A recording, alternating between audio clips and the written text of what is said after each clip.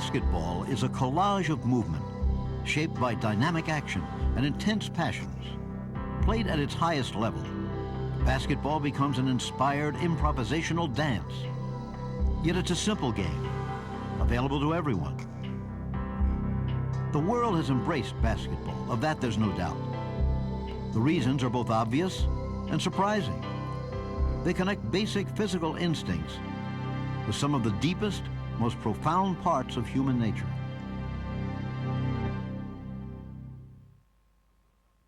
It was 1954. A Philadelphia schoolboy just over 7 feet tall, a kid named Wilt Chamberlain, was being hailed as a sporting phenomenon, not only because of his exceptional height, but because this giant was also an extraordinarily gifted athlete.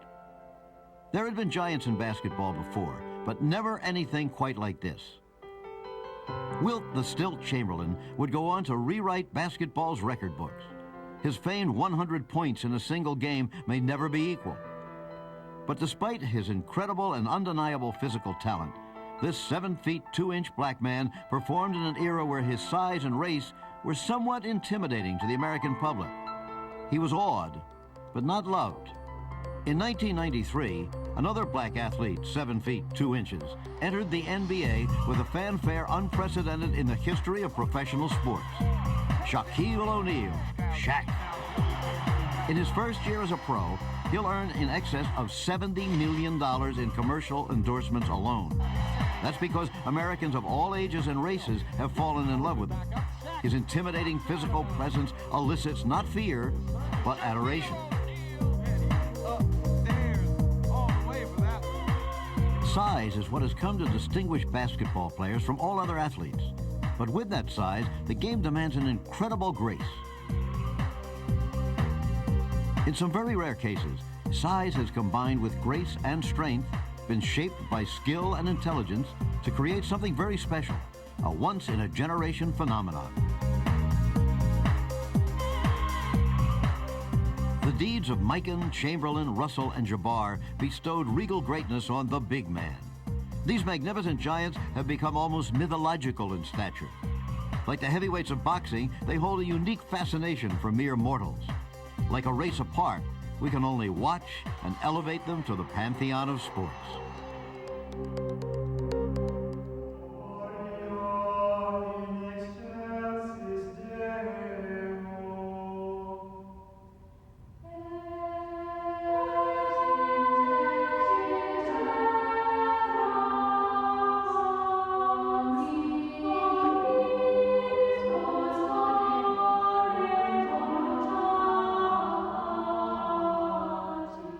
A fan comes to a sports event not simply as a spectator, but as a participant in a grand public ritual. The game's deeper meanings, cloaked in symbols, touch parts of human nature of which we're only dimly aware. The sporting culture, like any cult, is shaped by ceremony. We congregate at a special place, a sacred ground dedicated to just such a purpose. The time of gathering has been established far in advance. Every week, every year, every 4 years, like the cycle of seasons, always changing, yet essentially the same. There's anticipation, anxiety, even a sense of quiet dread. We know the outcome will affect us. We care in ways that are difficult to express. Whether we're conscious of it or not, the symbolism of a sporting contest strikes to the very heart of what it is to be human. An animal struggle for survival governed by the longings of the human spirit for moral courage. This public rite, so vital yet so often misunderstood, is performed for the community by those who have been ordained to the task. Our athletes become our surrogates, fighting the good fight for us.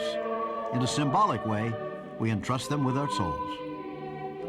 When we appreciate the artistry of a jump shot, the power of a hammered dunk, or the subtlety of team play, none of this matters. In fact, it might even get in the way. The beauty of sports is in its immediacy. The moment and its emotions reign supreme. Yet it's not unimportant to realize that sports and our sporting heroes have an impact on our lives that approaches the religious.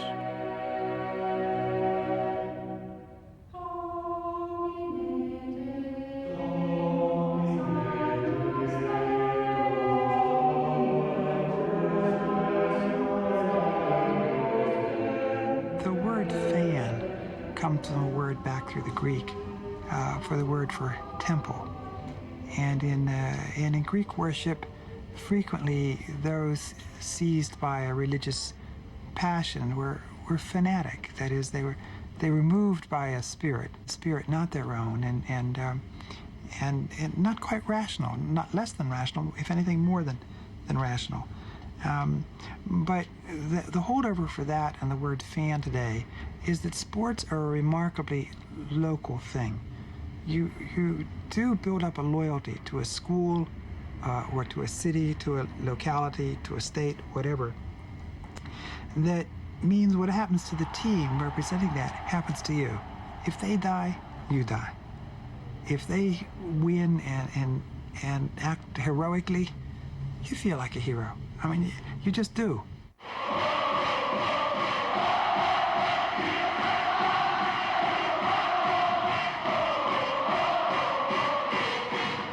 It's a different type of atmosphere in terms of you're never surprised if there's money thrown on the court at you or bottles or whatever. You just have to, get some eyes behind your head.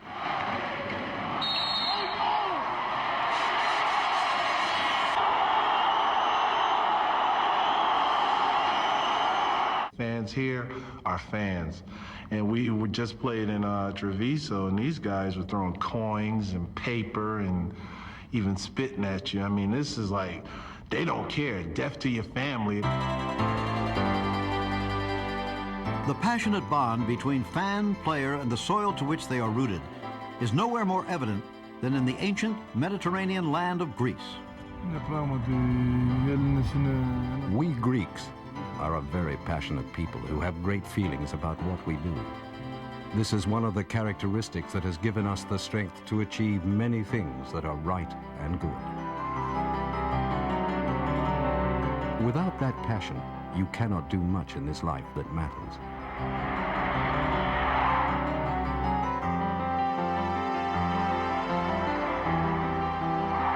I feel very proud to represent a people with such a history as ours, of offering much to the world. The support of our fans, knowing that we play for the Greek people, gives us something more, helps us to do better than we could have expected at that particular moment. Greece's Cinderella moment came in 1987 at the European Championships.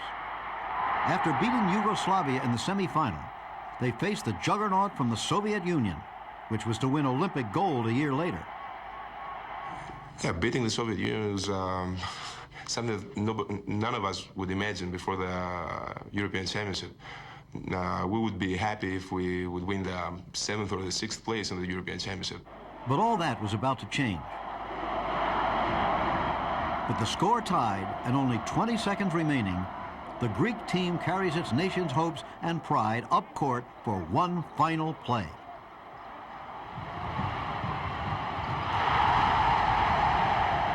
The dreams of his country rest squarely on the shoulders of Argir Kabouris. It's a moment like no other.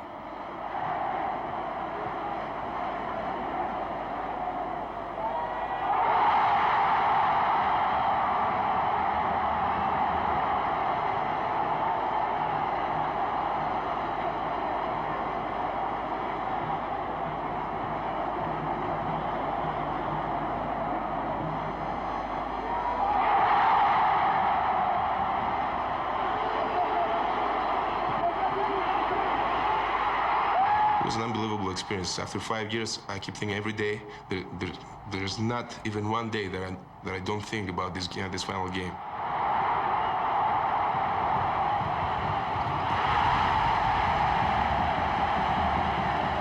The single aspect that has impressed me more about the change of the game is the emergence of the black player in the game.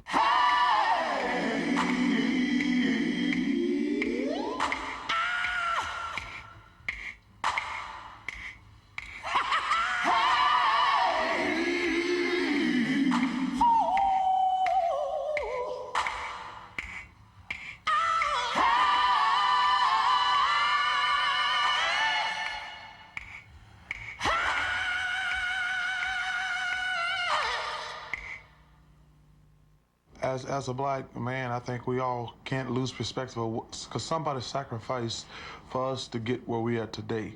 I think it's very important that we never forget that. And the main thing I want to do is try to make all black people proud in general and make the world proud. You know, because I'm not pro-black, I'm pro-American, a pro-human being. And I would like for the people to realize that, you know, black people were mistreated, and in my opinion, somewhat mistreated today in society. So you can't forget where you came from, because somebody took some grief for you back down the line. The legacy of slavery in America's South persisted well into this century. Life was tough, and the horizons offered little hope of change. Many took their dreams of a better life north to the cities. Subjugation took other equally demeaning forms. But there also began to emerge a sense of community and a dynamic renaissance of Afro-American culture that carried over to sports. The best basketball played at my time after graduation was played by the New York Wrens, an all-black team. They played beautiful basketball. I don't see it played today with the precision and beauty that the New York Wrens played. They had great athletes. Of course, they weren't getting to play with anyone else. It's like some of the players in the old Negro Baseball League. They would have been brilliant stars had they been permitted to play in professional baseball. Those guys, to me, had a lot of self-drive, a lot of self-motivation. For everywhere you go, people tell you you couldn't do it, and they continue to do it, and they eventually broke through. Truly, pride did motivate these men. Strength of character and self-respect protected them from the indignities of racism, which they confronted on a daily basis, often having to drive 200 miles to a game because they were refused meals and accommodation. They still thoroughly dominated their opposition, and they did it with their dignity intact. They're the best-known, most popular team in the history of sports. Having played before more than 100 million people in more than 100 countries, the Harlem Globetrotters have done more to introduce basketball throughout the world than any other group. Yet their act is pure showmanship, not sport. They call themselves ambassadors of goodwill, but many feel their clowning antics reinforce demeaning racial stereotypes. Despite these contradictions, theirs has been an amazing story of success. Founded in 1927 by Abe Saperstein, the Trotters immediately hit the road to play for pay. The famous clowning routines disguised the fact that they may have been the finest basketball team in the world into the 1950s, when blacks were first allowed into the NBA. They proved this in 1948 when they beat the world champion Minneapolis Lakers in 2 memorable games. Marcus Haynes, perhaps the most influential dribbler in basketball history, took this occasion to show the world how far beyond his peers he really was by staging his routine against serious competition. We tried to steal the ball, but our elusive and cool sport of the court doesn't quibble about that dribble.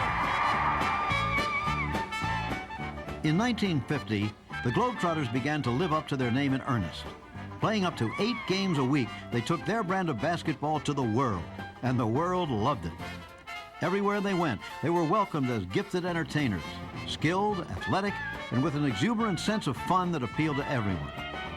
The Harlem Globetrotters' time has certainly passed, but the legacy lives on. They brought a sense of style to basketball, improvisation, self-expression, body language as an art form.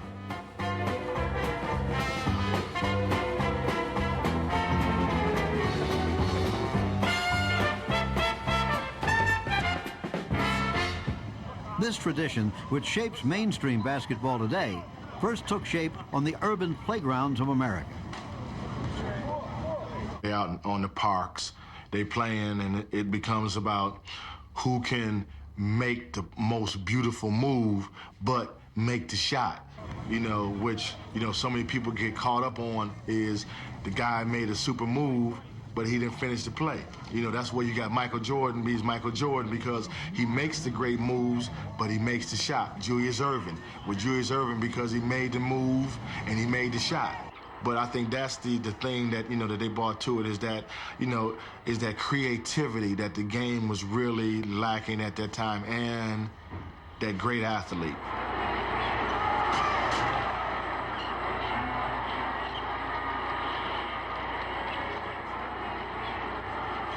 Johnson in at the It's like watching music in action, like watching the sound of the music, which leads one note to another. That's what you're watching the bodies do. It's dance. What's wonderful about it is it can be so physical that even the one expressing it doesn't have to articulate it, doesn't have to have words for it, and let the mood and the passion of the moment course through them. Basketball is a game with a rhythm of passions. You have to improvise depending on what your opponent, your defender, is doing when you're in offense. And so it has to be a more free form. And that's what American jazz is. It's a free form kind of music. Basketball's a free form kind of game. And they both had their origins in the black experience. Though there were those who had hinted at it, the full flowering of black style at the highest level of basketball had to wait for Earl the Pearl Monroe. His improvisational genius flowed from inner rhythms uniquely his own. Earl's game was his music and his alone. He was my greatest challenge. He's the only guy I ever dreamt about. Like, how could I deny this guy? And I just figured out, how could I stop him? Because Earl didn't know what he was going to do, so there was no way that I could know what he was going to do. But he had the uncanny ability to shake and bake and wheel and deal and gyrate his body into incredible positions to draw a foul and make baskets. It might have been time. More likely it was the gut-level appeal of his play. But the Pearl was one of the first black role models whose style became a form of personal expression that young white players aspired towards. This was a subtle but significant step in America's rocky path towards better race relations. As middleman on the fast break, Chamberlain hits Johnston with a behind-the-back pass for another goal. The dish, the feed, the look, a good find.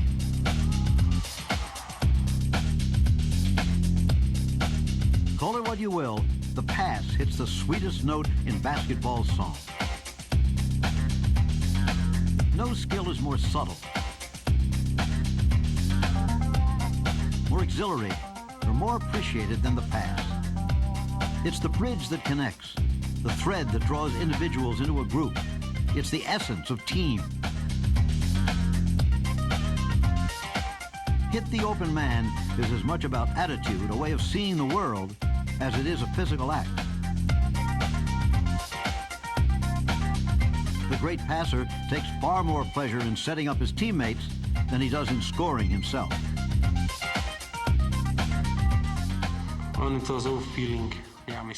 They call it a feeling. It's the sort of thing you can't learn. Anyone who becomes a great passer is recognized as that from an early age. No one comes along and becomes a good passer at 15.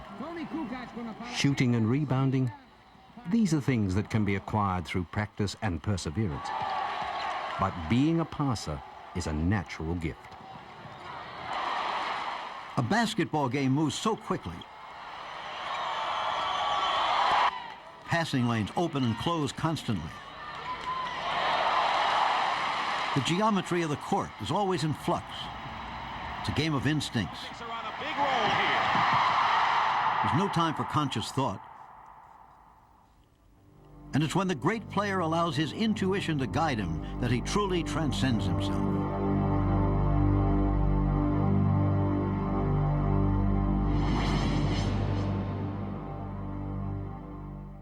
Well, that's just, you know, as Ram Dass would have said, that's just being here now, and that's just being in the present. And, you know, we call it, a lot of names have been named for that, being in the ozone or being in that bubble that you're in or whatever. There's just a magic space that, you know, guys go in and they can be there. And somebody might be there for 10 seconds, and some guys like Michael Jordan might be there for 10 minutes. Words really can't describe it.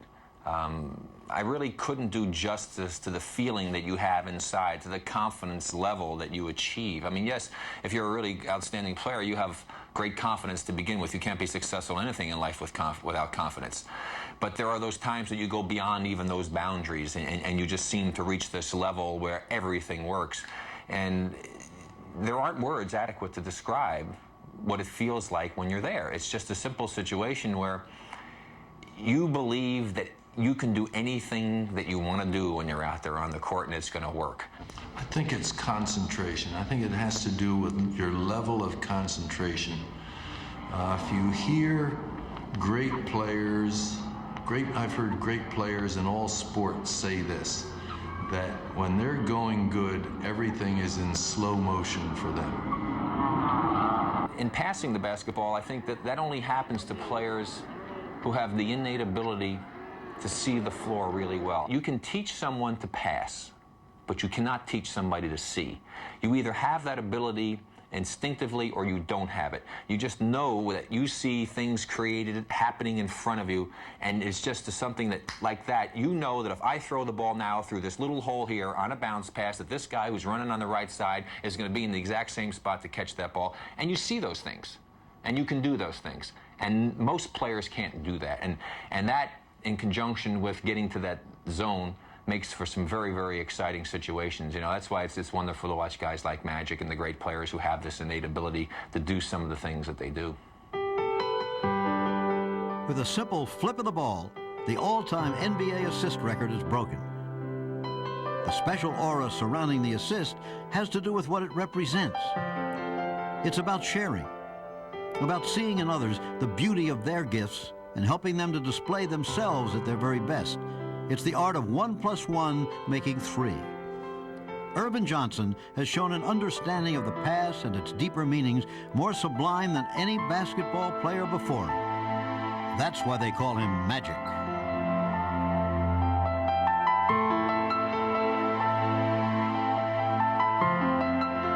For Cooper. That was eye contact all the way.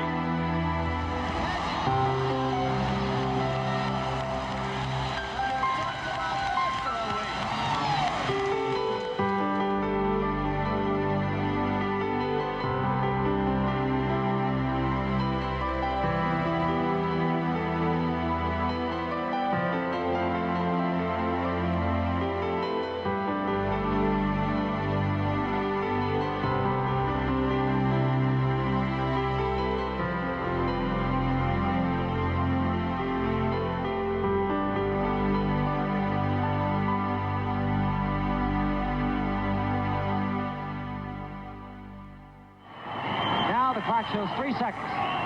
There is time for the Russians to go to their big man, Alexander Belov. They're going to try. Alexander Belov between 2 American defenders. I would say it was a slight confusion and misunderstanding.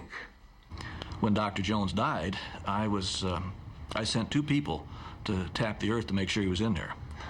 So we lived with this one a long time.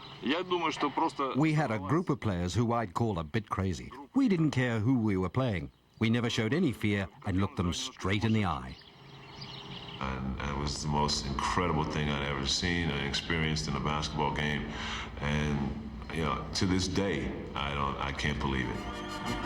In 1972, after an unbeaten streak of 63 games, the United States lost its first game in Olympic competition to its ideological rival, the Soviet Union, amid an uproar of controversy.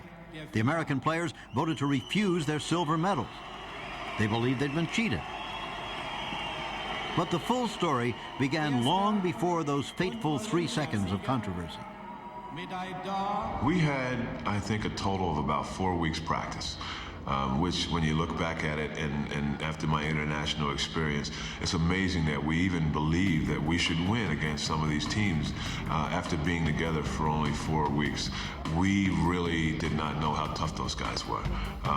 They had a couple of top-notch international, world-class basketball players.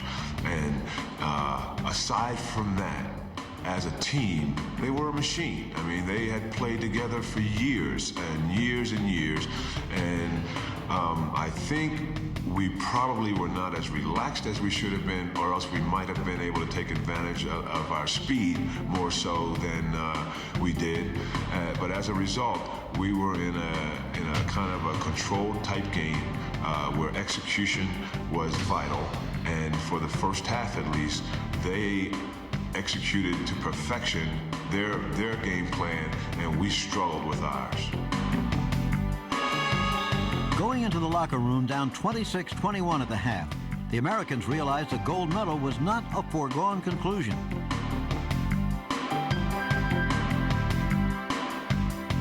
With their backs against the wall, they began to stage a comeback.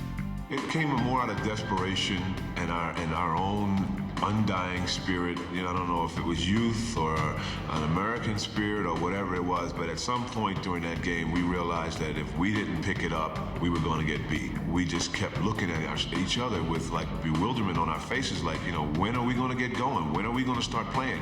And at somewhere around the middle of the second half, after being behind the whole first half, we started picking it up and running, and we pressed them, and we created turnover after turnover after turnover, which resulted in fast break baskets, and we saw the scared look on their face, which kind of fueled our desire even more, and we just kept pushing, trying to win that game. I think in that last minute we weren't so much afraid of losing, but of actually winning.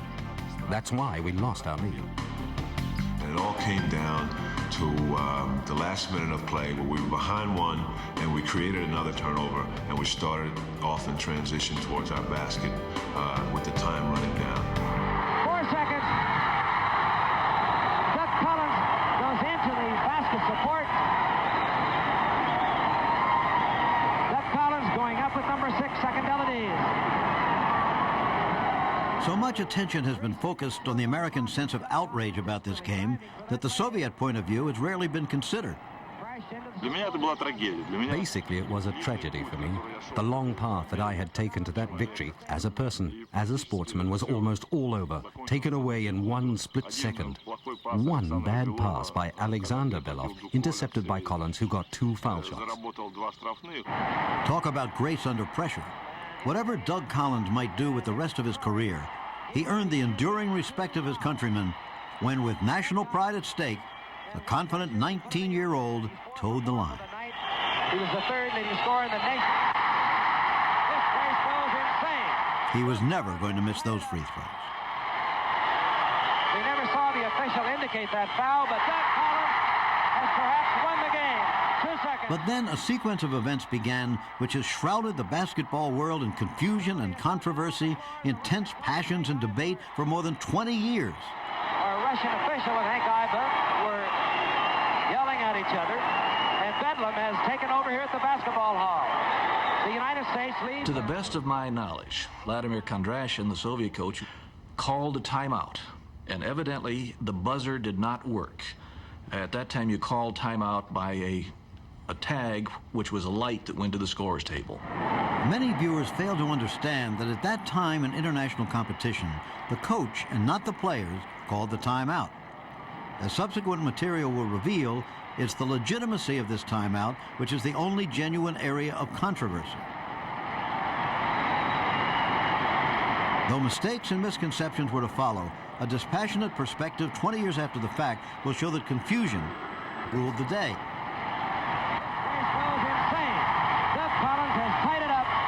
It all began when Doug Collins stepped up for his second free throw. This is when, according to official FIBA rules at the time, the timeout should have been called. When the referee hands the ball to Collins, a new play phase begins, and play cannot be stopped until there's a foul or violation. The confusion begins when the horn sounds while Collins is shooting his second free throw. We never saw the official indicate that foul, but Doug Collins... The referee under the basket clearly indicates the play on. However, the outside referee responds to the scorer's bench without hesitation and stops play. His position on the court shows that he had no doubt that a timeout was to be awarded. Now things really start to get interesting. The United States leads now 50-49. Dr. Jones came out of the stands in a most unusual and not clarifying the rules, and demanded that the 2 referees put the 3 seconds back on the clock to give Kondrashin his timeout. And the intervention of Mr. Jones in that time was absolutely illegal because he was the president of the technical commission, and the table made mistakes. and his intervention was to correct the mistakes of the table. And normally for the spectators and for the American team especially, it was something unbelievable. He had absolutely no idea what was going on. And I guess in general, the consensus at our bench was, even though we don't understand it, let's go ahead and do it to get it over with and get out of here. At that moment when Kondrashin took that timeout, it was horrible. I felt it was like what happens before someone dies, when they see their whole life pass before them. All the work we'd put in, all that training, all the sacrifices, it all flashed before me. I felt as if all hope was lost and that our lives had come crashing down. The Russians got their timeout and a chance to plan their final strategy. The version of events seen on American television really fueled the fires of controversy. They're totally confused. They're changing the clock is what they're doing. They're going back to... A director's cutaway to the scoreboard didn't allow the home audience to get a clear view of the actual unfolding of events. The ecstatic American celebrations were unfortunately premature. The repeated sounding of the horn in the background is an unnoticed signal that something is amiss. Doug Collins, driving, was fouled by Sakandelides. A second look at the scoreboard indicates that the clock had not been properly reset to 3 seconds. The entire play, in other words, should never have taken place. In the excitement of the moment, the referee placed the ball at the disposal of the Soviets too soon. So we'll have to speculate that it's all over. A second look will show that the scorer's bench tried to stop the play. It's interesting to ponder how the history of basketball might have been changed if their efforts had been noticed. The premature sounding of the horn, even before the ball is received inbounds,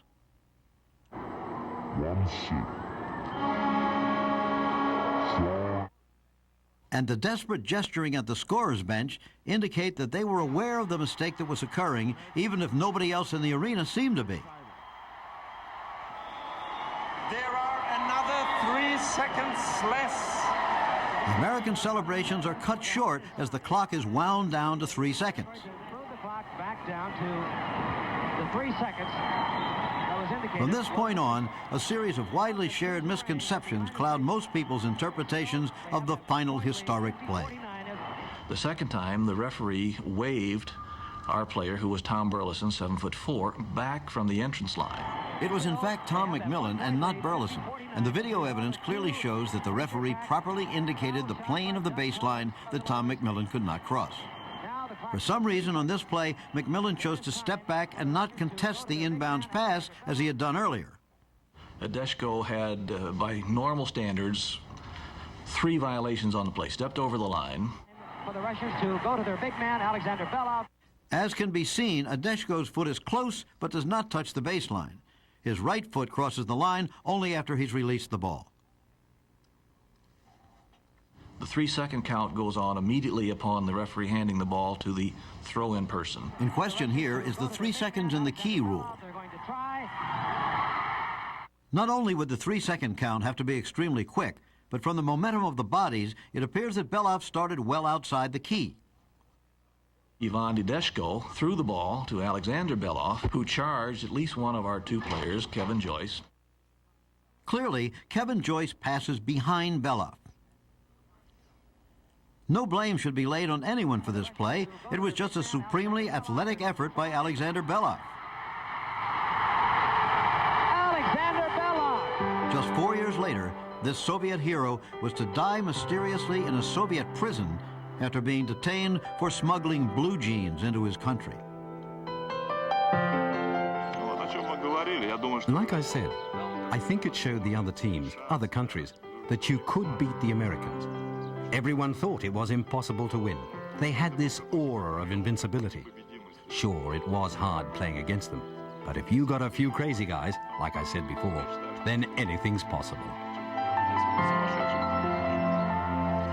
Complete American dominance had ended, but what may have stung national pride in the U.S. was good for basketball throughout the rest of the world. America's leading role was never in doubt, but the chance to honestly challenge the best has inspired the development of a truly international basketball competition. The time has now probably come to put the beast of Munich to rest. America was not cheated. Perhaps the moment is approaching when those silver medals can finally be accepted. We had never lost a game up until that point. Of course, those 12 guys still didn't feel like we hadn't lost a game. But, you know, if you look at it realistically and you look at it in retrospect, I think it was kind of a wake-up call, letting us know that, hey, there's some other teams out there.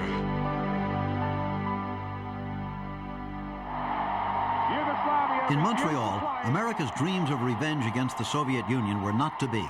Instead, they faced Yugoslavia in the final. Still, reclaiming the gold was sweet indeed.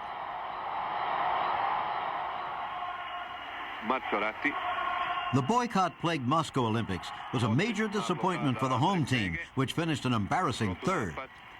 After years of steady building and improvement, Yugoslavia took its rightful place among the world's basketball elite when they beat Italy to take home the gold.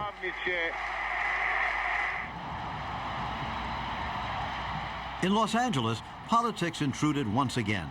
The Soviets stayed home as America steamrolled the opposition to the delight of a partisan crowd. Disciplined and extremely talented, this U.S. team played literally head and shoulders above the competition. But it was to be an entirely different story just 4 years later. What's happened, to me, is very simple, but to other people, they seem to have missed the point. The rest of the world is getting better. This was a lesson which the U.S. had yet to learn when it sent its team to Seoul. Richmond for three, and off iron it goes if there's a fault in this U.S. team. The cold shower came in the form of a powerful team from the Soviet Union. Chance here for the Soviets. Tikhonenko gets the two up there. They've jumped to a mini break. Volkov and Sabonis up front. Marshalinas for two. Arches that shot up there, and all he can find is net. 16 years after the two teams last faced each other, it was obvious that the rule of the American amateurs in international competition had come to an end. It was hardly the fact that the Americans lacked talent. Many future NBA stars were on the roster, and they were well coached. The hard truth was that the Soviets had put a better Olympic team on the court. They were athletic, experienced, and had future NBA players of their own. This time, there was no doubt about it. A new age had dawned on the basketball world.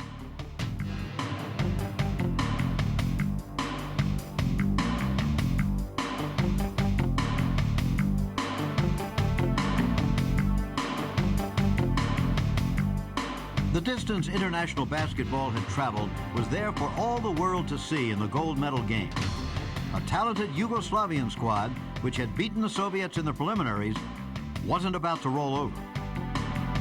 It was a rivalry which had endured through 3 generations and had brought out the best in both nations.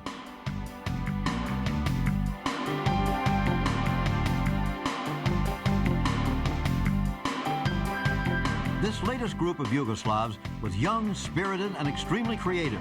Like this, even though they're not placed it all that often, a great reject from Fiba, the shot from Karakhanov. They keep it alive. Underneath they go. Much would be heard from them later. But this Olympics belonged to the Soviets. It would be their last time together.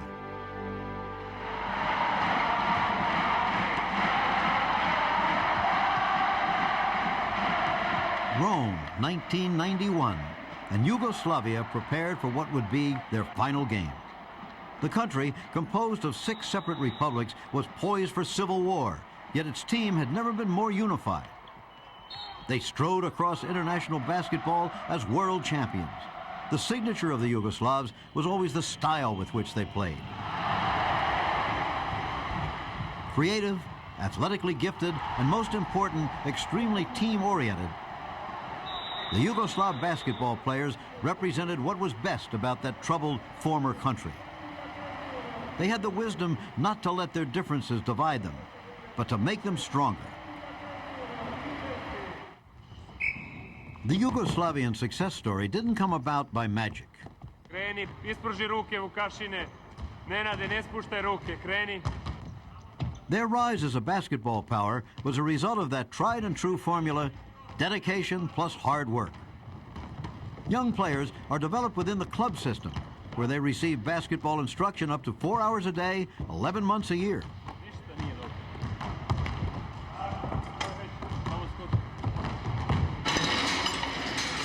It's a highly competitive environment, designed not only to improve basketball skills and physical capabilities, but also to instill the mental toughness that separates the best from the rest.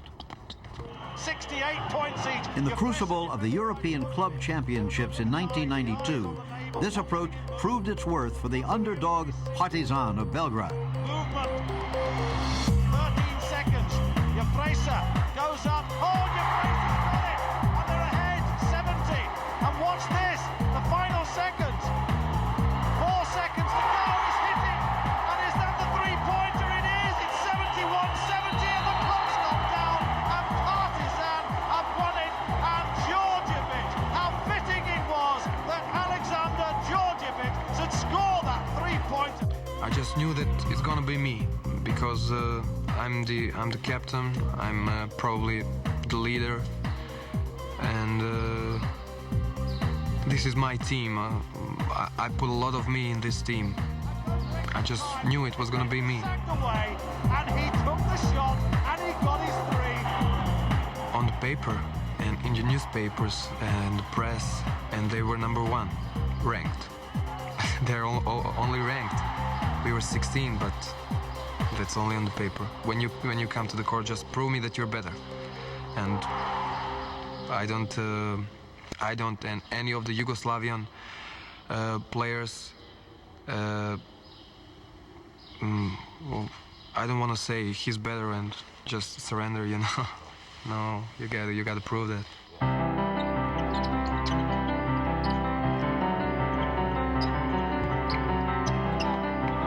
It was a long road to the top for Yugoslavian basketball, and no one knows this more than Alexander Nikolic, known as the Professor. He was there at the beginning.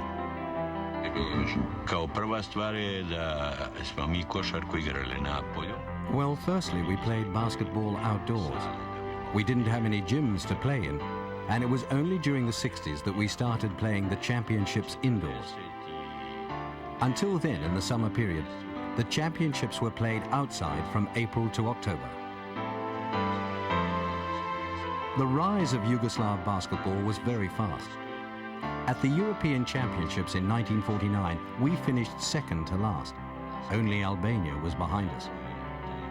At the first World Championships in 1950, we finished dead last.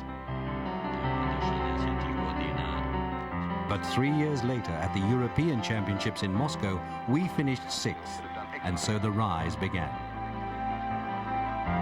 We were up and down, even placing second sometimes through the 1960s.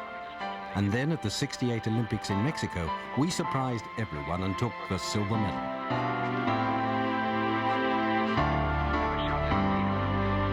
And finally, in 1970, we beat the Americans to win the World Championships at Ljubljana. So this is how basketball emerged in our country. 73-60 za Jugoslavijo in Jugoslavija je svetovni prvak. Poglejmo še strelce naši, koga lahko pripeljali pred naše mikrofone in če bo...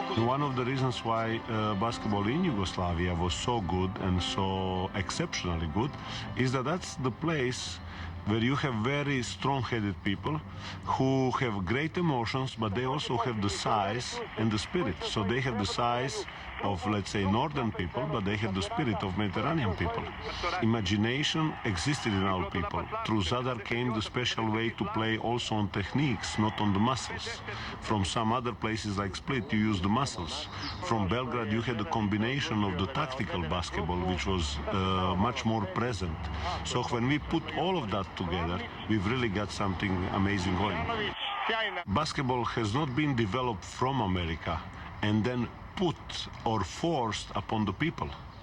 Basketball has been developed in America. We loved it. We saw Celtics, Russell, everybody else, Chamberlain, Oscar Robertson, and so forth. And then we start to apply it on ourselves. Since we were not forced, we did it much differently. And everybody did it his own way. We do stuff they never expect us to do. We make a move in the final game that some players will never make it in their whole career. It was this creative environment which allowed the 6'10" Ćosić to show just what big men could do. He was one special center. He was in position of center, but he can dribble, he can make shoot outside, he can make good pass and all. One very specific player, but he made very big support to our success. We did not put limitation on our people because they were just tall or they were just, we had a prejudice. We let everybody develop. I had that move, that's where I catch the ball, spin on a baseline and going all over the rim. And I used that because, I never saw before that. I just pick up in my mind, it's a good move, I can use that. And what I came here is everybody like that move, and right now they call Divas move. Magic gets the ball out in front, gives the ball to Flade, drives in low, swing, reverse. Down! I don't believe it! Nobody showed me that, just that's the style of Yugoslavian players. Just pick up some moves by yourselves. I love the D-box.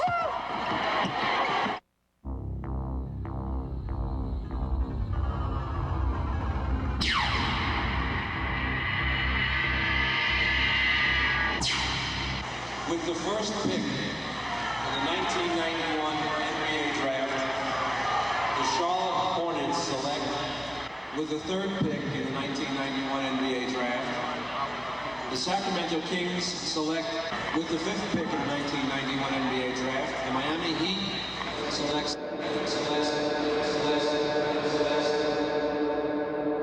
I can remember when it really changed is a night in 1982 when I graduated from college, and like I guess every other basketball player, I was expecting to be drafted into the NBA, at least to, get a chance. And I had a pretty good college career, and I wasn't drafted. And I can remember I took my ball and I went down the hill and I just played for like 3 hours. It was like I was there, but I wasn't there. And after that, I really just, felt that I wanted to prove to some people that I could play basketball and I could make a living at it, that I was good enough to make a living playing basketball. I thought we were hard done by. Here, we'll look after this. You're 21 years old. You've given your whole life to the game. I mean, you get some rewards for it, but, there's nothing. People are now finally recognizing about this many players make it to the NBA on a yearly basis. Maybe they were a step too slow, or a few inches too small. Maybe they lack a little range on their jumper, or had a bad handle. For whatever reason, these men are among the 99% of all college scholarship basketball players who will never know the feel of an NBA uniform. But that doesn't mean they can't play the game.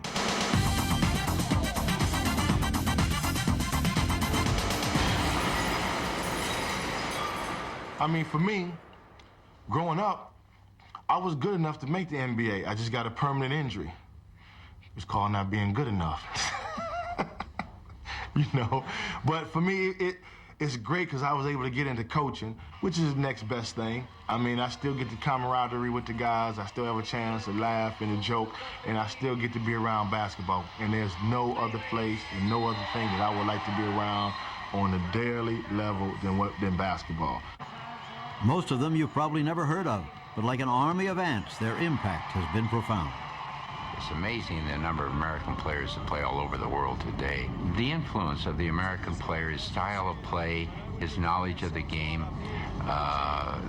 and some of the input he had with coaches in terms of drills and practices and length of practices and content of practices. Those things have been going on now for several decades. Today, the flow of talent is coming from the other direction as well. Foreign-born players are making an impact at all levels of American basketball, but nowhere so dramatically as the NBA. This internationalization will only enrich basketball. As Dr. Naismith would undoubtedly have hoped, his inspired invention has crashed through the barriers of race, religion, and culture. And we're all better for it.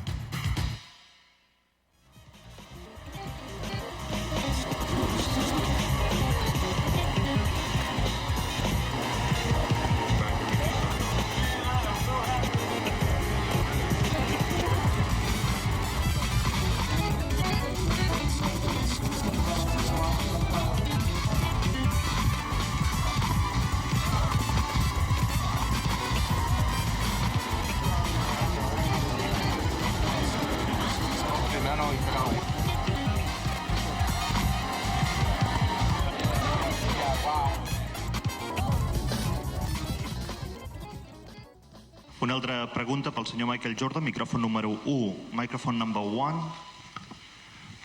My name is Yoichi Yamada from Asahi Shimbun, Japan. How do you feel to be called as a god?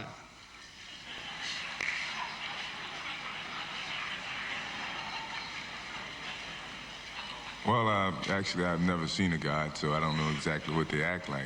This is where the fantasy begins. That question, though seemingly absurd, may have more merit than would at first be imagined. This ambitious sequel involved a full-blown Hollywood production. It begins with the insatiable appetite of the media. Michael took part in 3 days. It's fed by shrewd marketing instincts and the stars' willingness to sell specific images of themselves. But Jordan is no stranger to the camera. And it's all brought together and magnified by the expressiveness and beauty of the game they play. These forces have combined to thrust our sporting heroes into roles, wanted or unwanted, which have grown into proportions of near mythological stature. The game has progressed because you've had people recently, Julius Erving, Larry Bird, Michael Jordan, Magic Johnson, and Kareem Abdul-Jabbar. You can go down and list the kind of players who have the high profile, the charismatic, bring about the good character, and they do it with a flash and a flair that makes it something that's almost bigger than life, and by virtue of that, it's is this obtainable? So it's something that everybody is mysterious. Like the ancient Greek gods, these superstars represent different values, qualities, and characteristics which the world responds to. Courage, grace, pride, cleverness, and many other virtues and vices are acted out before us. He dribbles past the key. He shoots. It's good. It's good.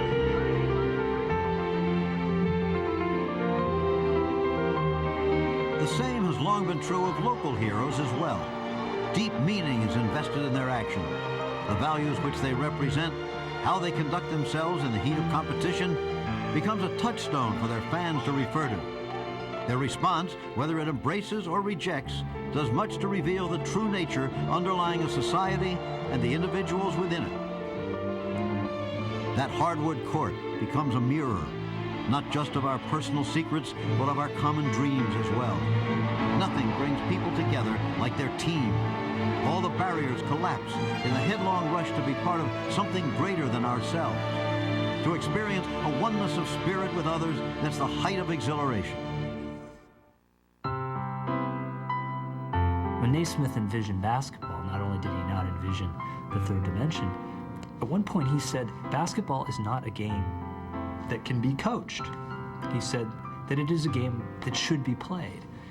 And here's a guy who was the coach in Kansas, which has given us Fog Allen and Dean Smith and coach after coach after coach. It's so interesting that we've become caught up in the coaching aspect of the game when Naismith really saw it only as a game, not as something where strategy would have to dictate what would happen on the sidelines. The difference between a game and a sport, I think, is important. He did really see it as a game, and that's what he was asked to invent. Strategists, motivators, tyrants, psychologists, fathers, or friends. Naismith may not have intended coaches, but basketball certainly got them. Their game is confined to the sidelines, directing, fighting, urging, hoping, and dying 1,000 deaths. They may call the tune, but they don't get to play the music. A coach is doomed to watch. The frustrations are immense, but the rewards can be beyond calculation.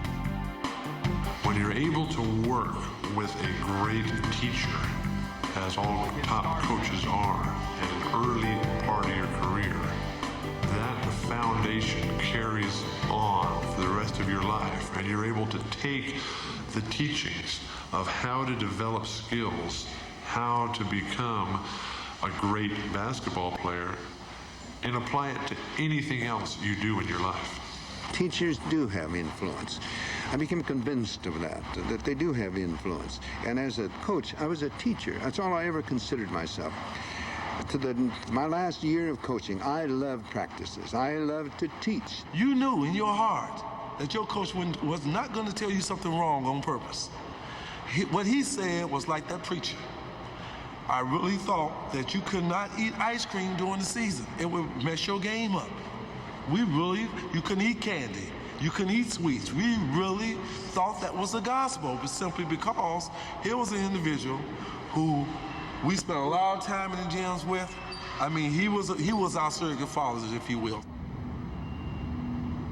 The Robert Taylor homes are comprised of 29 buildings, 16 stories in height, with 10 apartments on each floor.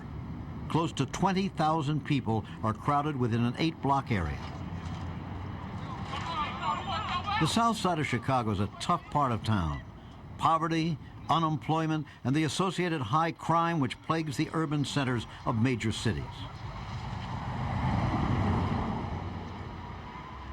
But here in this difficult environment, often characterized as lacking in hope, the spirit which originally inspired basketball may have found one of its most pure and useful expressions. This is the home of the Chicago Midnight League. I'm not a social scientist, and these guys aren't either. We're just guys who came up through this particular environment, guys who had individuals to help us, to teach us a value system, and we're just giving that back. And because we're doing this Midnight Basketball League and giving out all these things, we bait our hook real well, and these guys are listening to us. And the program is a success based upon they're not out in the hood doing something crazy between hours of 10 to 2. We have them in the gym having fun. We're gonna do 12. I'm gonna count the first 2, and the other 10 you're gonna count in your head. Ready? And 1, 2. The thing that we try to do within the Midnight Basketball League is give a guy a sense of who he is. You could talk about why the conditions are the way they are. That don't change the conditions. The most important thing is, be it you live in Robert Taylor, you live in a situation overcrowded, you don't make a whole lot of money, you're black, so forth and so on. All those are just hurdles. All we're saying is, if you got a sound value system, if in fact you believe in yourself, you could go over each and every one of those hurdles. That's the most important thing. And because we use basketball, we get their attention. Now that we have their attention, we show them how to get over those hurdles. And it works. One rule of the Midnight League is that if you get into any trouble with the police, you're out. To date, more than 400 young men have participated in the program. Not one of them has had to be dismissed. Used in this way, basketball becomes the sort of activity that can literally turn lives around. This program, we're actually able to see the immediate impact on their behavior. We don't have to wait 5 or 6 years down the line to figure out if did midnight basketball work or not. We see the way they walk with their chests out now. We see the comments they come in and make. We've had guys to tell us, I can make all the money out in the world selling dope, selling cocaine, but I can never get the type of respect I get playing in the Midnight Basketball League and that type of thing. One guy put it, 160 guys, this is my game. The Midnight Basketball League is a positive game. You know, games serve a purpose. That family structure, if you will. I want to welcome everyone to the Midnight Basketball League. I don't care what you've heard about the program, good or bad, you be the judge. You be the judge. Lastly, you got 1, 2, 3, 4 fathers in here now. You got 4 fathers in here now. Believe me, if you got a problem, You need some help, you could go to Andre, you could go to Frank, you could go to Hank, and you could come to me.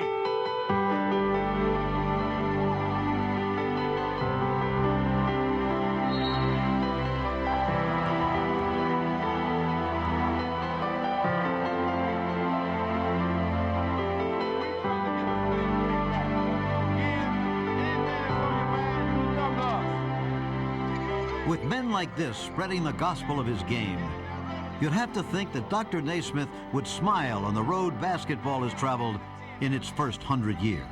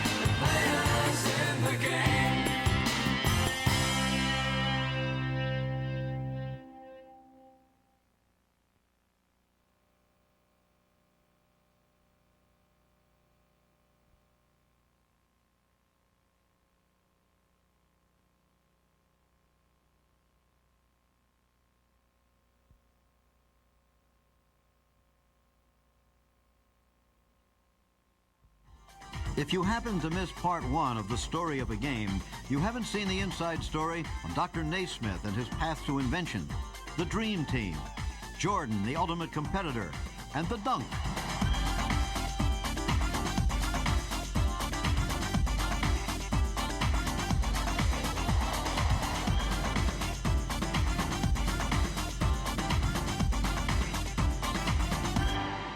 Look out for The Story of a Game, Part 1, at your video store now. FIBA's The Story of a Game was proudly presented by TNT Express Worldwide, a proud history of service excellence in your part of the world. Anything, anywhere, anytime. And Molten, the official basketball of FIBA, and the 1992 and 1996 Olympic Games.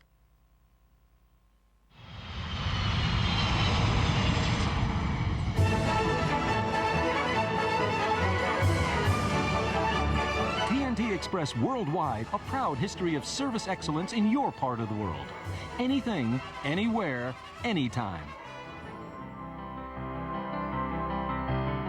TNT Express Worldwide is proud to be associated with the Federation of International Basketball Associations, FIBA, and the production of this documentary, The Story of a Game, a celebration of the proud history and great future of basketball.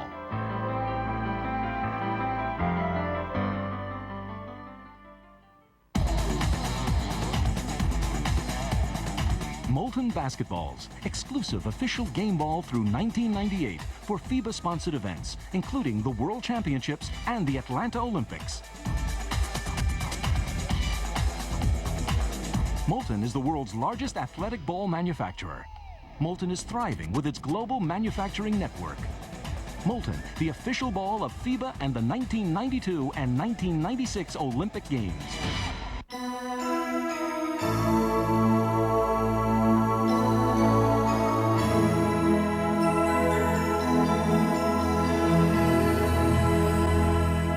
wonder of Wiener